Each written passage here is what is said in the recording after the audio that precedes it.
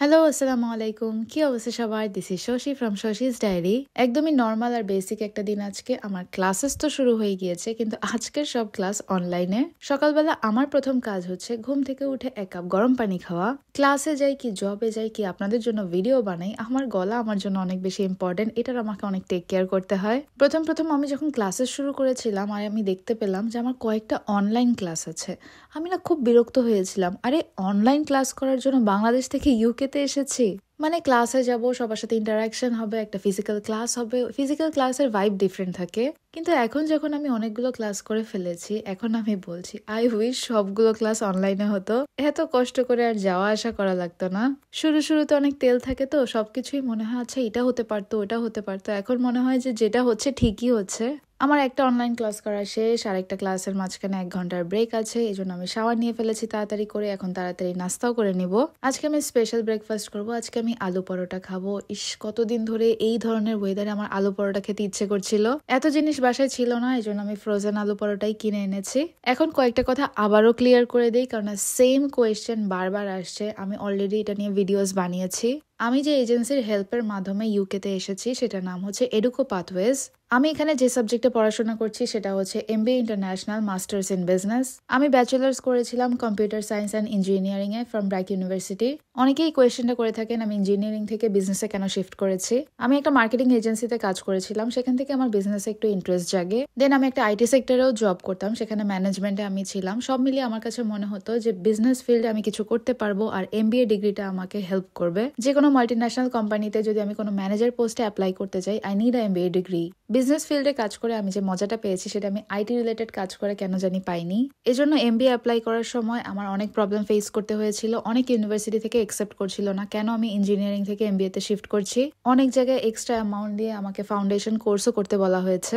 Limited কিছু universities আছে যারা এটা একসেপ্ট করে যে আমি অন্য ফিল্ডে পড়াশোনা করে এখন ডিফারেন্ট ফিল্ডে ট্রাই করছি। আই গট লাকি, আমার স্টেটমেন্ট অফ পারপাস আর ওয়ার্ক এক্সপিরিয়েন্স এই ইউনিভার্সিটি পছন্দ করেছে আর আমাকে অ্যাপ্রুভ করেছে MBA করার জন্য। আমার কাছে সেকেন্ডারি অপশন ছিল, আমি যদি MBA না পেতাম আমি প্রজেক্ট ম্যানেজমেন্টে পড়াশোনা করতাম। অবভিয়াসলি এটা যার যার চয়েস। BBA স্টুডেন্টরাই যে MBA করতে পারবে এটার কোনো রেস্ট্রিকশন নেই। আমার অনেক ক্লাসমেট আছে যারা ল পড়ে এখন MBA করছে। আমাদের দেশে ছোটবেলা থেকে একটা জিনিস অনেক বেশি হাইলাইটেড থাকতো, স্পেশালি যারা একটু পড়াশোনায় ভালো ছিল, হয় ডাক্তার হতে হবে অথবা ইঞ্জিনিয়ার। সো আমি ওই পথে হাঁটা শুরু করে দিয়েছিলাম। অ্যাকচুয়ালি ওইভাবে কখনো বসে প্রপারলি চিন্তা করিনি যে আমার ইন্টারেস্টটা কিসে, আমার প্যাশন কিসে। ব্লাড, মেডিসিন, হসপিটাল, অপারেশন এগুলো আমি অনেক বেশি ভয় পাই, এই জন্য মেডিকেল ফিল্ডে তো যাওয়ার প্রশ্নই আসে না। আমার হাতে আর একটা অপশনই ছিল, so I went for engineering. তখন হয়তো নিজের জন্য চিন্তা করার সুযোগটা পাইনি, সোসাইটি সবার কথা চিন্তা করতাম। এখন যেহেতু সুযোগটা পেয়েছি, I will definitely go for my passion. একটা জিনিস আমি এখানে এসে শিখে গিয়েছি, সেটা হচ্ছে it's better late than never. কোনো কিছু যদি আপনার ইচ্ছা থাকে, শখ থাকে, সেটা দেরি করে হলেও চেষ্টা করবেন। হ্যাঁ, আমাকে সবকিছু আবার জিরো থেকে স্টার্ট করতে হয়েছে, আবার সবকিছু আমি রিস্টার্ট করছি লাইফকে, বাট অ্যাটলিস্ট আমি বলতে পারবো যে হ্যাঁ এখানে আমার ইন্টারেস্ট আছে, কোনো ফোর্স নেই। সো ইঞ্জিনিয়ার হয়ে আব্বু আম্মুর স্বপ্নও পূরণ করেছি, সোসাইটিরও মান রেখেছি। এখন একটু নিজের জন্য বিজনেস পড়াশোনা করছি। আমি জানি না ফিউচারে কি হবে, আমি কতটুকু কি করতে পারবো, বাট আমার যে জিনিসগুলো শেখার ইচ্ছা ছিল সেগুলো তো আমি এখন শিখতে পারছি আলহামদুলিল্লাহ। অনেক কথা বলে ফেললাম। এর মধ্যে আমি আরো একটা অনলাইন ক্লাস করে এখন রাতের জন্য রান্না বান্নাও শুরু করে দিয়েছি। একটা চিকেন আমি ম্যারিনেট করে রেখেছিলাম, সেটার সাথে অল্প একটু রাইসের মতো করে নিচ্ছি। শুরুতে যখন আমি অন্যদেরকেও বলতাম যে অনলাইন ক্লাস করছি, তখন সবাই বলতো অনলাইন ক্লাস করতে হলে বাংলাদেশ থেকেও তো করতে পারতা, এটার জন্য কষ্ট করে ইউকে গেলা কেন। এখানে অনলাইন ক্লাসে ফ্যাকাল্টিরা পুরো লেকচারটাকে ব্রিফলি বুঝিয়ে দেয় আর ক্লাসে সব অ্যাক্টিভিটিস করা হয়। সো অনলাইন ক্লাস হোক ফিজিক্যাল ক্লাস হোক, দুইটাই অনেক বেশি ইম্পর্টেন্ট। তার থেকে বড় ব্যাপার কি জানেন, ফিজিক্যাল ক্লাসে যখন যাব সবাইকে সামনে দাঁড়িয়ে জিজ্ঞেস করে যে অনলাইন ক্লাস থেকে কি বুঝে আসছো, আমরা কি বুঝিয়েছি, দাঁড়িয়ে বলো। সো আপনি যদি অনলাইন ক্লাসে ফাঁকিবাজি করেন, ধরা তো আপনি খেয়ে যাবেন ফ্যাকাল্টির কাছে।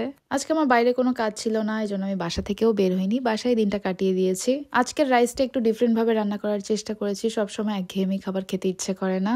একটু গরম মশলা, একটু হলুদ আর একটু মটরশুঁটি অ্যাড করে আমি রাইস কুকারে জাস্ট বসিয়ে দিয়েছি, আর হালকা একটু অয়েল সাথে। অলমোস্ট খিচুড়ির মতোই হয়ে গিয়েছে। এটা কিন্তু আমি রাইস কুকারে বানিয়েছি আর খেতেও অনেক ভালো লেগেছে আলহামদুলিল্লাহ। এখানকার যে কাঁচামরিচগুলো আমি কিনেছিলাম এত বড় বড়, আমি হাফটা কেটে রাইসে দিয়েছি আর হাফটা এখন আমি এটার সাথে খাবো। চিকেনটা আমি আগের দিন ম্যারিনেট করে রেখেছিলাম, এই জন্য মশলাটা অনেক সুন্দর ভিতরে ঢুকেছে। সুন্দর আমার ডিনার রেডি হয়ে গিয়েছে। অনেকগুলো ইনফরমেশন আপনাদের সাথে শেয়ার করার চেষ্টা করি প্রত্যেকটা ভিডিওতে। আপনাদের কি কি কোয়েরিজ থাকে কাইন্ডলি একটু কমেন্ট করে জানাবেন। আমি প্রত্যেকটা ভিডিওর সাথে কিছু না কিছু অ্যাড করে দেওয়ার চেষ্টা করব, কারণ ডেইলি অনেকগুলো মেসেজ আসছে, আমি সবারটা রিপ্লাই করতে পারছি না। এই জন্য চেষ্টা করি ভিডিওর মাধ্যমে আপনাদেরকে কিছু না কিছু জানিয়ে দেওয়ার। যদি আপনাদের কারো কোনো হেল্প হয় আলহামদুলিল্লাহ। আজকের ভিডিওটা এই পর্যন্তই। Thank you so much for watching.